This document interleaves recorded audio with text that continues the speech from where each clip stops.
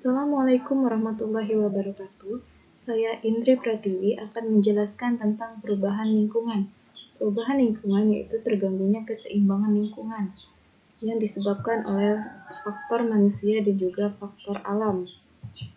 Faktor manusia yaitu perubahan lingkungan yang disebabkan oleh kegiatan manusia untuk memenuhi kebutuhan.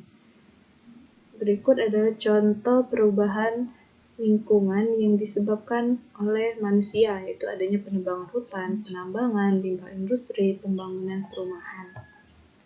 Yang kedua itu faktor alam.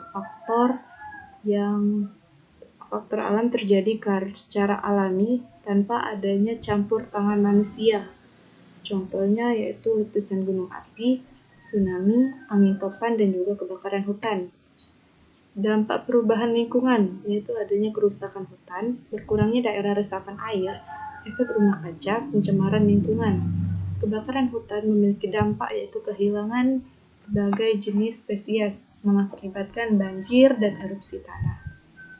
Rusaknya ekosistem darat dan laut menyebabkan abrasi pantai. Cara mengatasi dengan melakukan reboisasi, menyalakan penyuluhan yang menekankan pentingnya hutan bagi kehidupan, menerapkan sistem tebang pilih agar kerusakan hutan tidak semakin bertambah, dan menindak tegas mereka yang terbukti merusak hutan. Selanjutnya itu berkurangnya daerah resapan air. Contohnya itu adanya banjir. Cara mengatasi tidak membuang sampah sembarangan, tidak menebang hutan secara liar.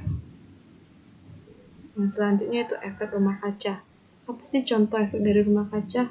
Yaitu pemborosan listrik, pembakaran sampah, adanya asap kendaraan.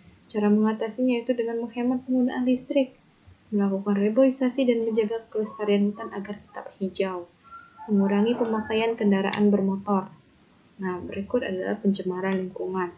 Pencemaran lingkungan terbagi menjadi pencemaran udara, pencemaran tanah, dan juga pencemaran air. Pencemaran air disebabkan oleh limbah dari berbagai kegiatan manusia, antara lain yaitu adanya limbah domestik, limbah pertanian, limbah industri, dan limbah pertambangan. Yang kedua yaitu pencemaran udara. Pencemaran udara disebabkan oleh asap buangan, misalnya gas karbon monoksida hasil pembakaran, debu, belerang, senyawa hidrokarbon, dan sebagainya. Kendaraan bermotor merupakan salah satu penghasil karbon monoksida. Sedangkan pencemaran tanah adalah pencemaran yang disebabkan oleh manusia, oleh sampah organik dan anorganik yang berasal dari limbah domestik, limbah industri, kegiatan pertambangan. Dampak dari pencemaran lingkungan yaitu punahnya spesies, kesuburan tanah dapat berkurang, dan dapat menyebabkan keracunan serta menimbulkan penyakit. Itu saja yang bisa saya sampaikan. Terima kasih. Model pembelajaran yang saya pilih adalah Project Based Learning untuk mendorong peserta didik menjadi lebih aktif, mandiri, dan kreatif dalam memecahkan sebuah permasalahan dan memperoleh pengetahuan. Model pembelajaran Project Based Learning dapat digunakan guru untuk mengatasi permasalahan dalam pembelajaran yang masih monoton dengan metode ceramah. Melalui model pembelajaran ini diharapkan peserta didik menjadi lebih aktif, kreatif, dan memiliki rasa ingin tahu yang lebih tinggi.